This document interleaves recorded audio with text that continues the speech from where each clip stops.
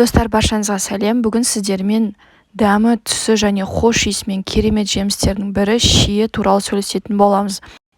Видеоны көрмес бұрын маған подписка жасап, лайк қойды ұмытпаңыздар. Зерттеушілердің айтуы бойынша, күніне 20 дана шие жеу бір аспирин дәрісін ішкенмен бірдей. Шие қанды сұйылтып, денені тазалайды. Қанды сұйылтып тазалайтын шие бауыр мен өтті де тазалайды. Бүйректердегі зиянды заттардың шығуына көмекші болады. Іш қатуын кетіріп, ас қорытылуын жеңілдетеді.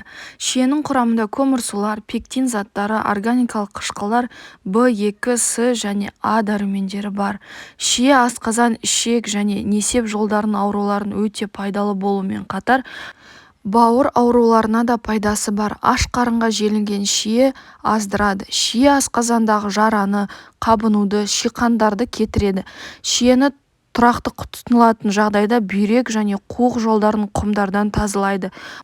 Бауыр ісінуіне де пайдасы бар. Өтті қалыпты жағдайда түсіріп, жүйкелерді қуаттандырады.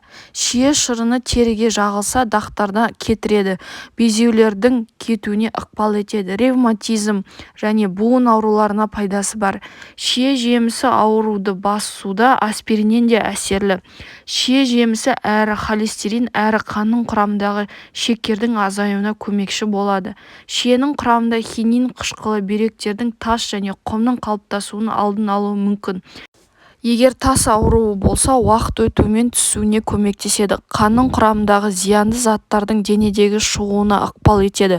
Шамадан тыс дәрі қолдануда бауырдың пайда болатын жүктің азаюына көмекші болады.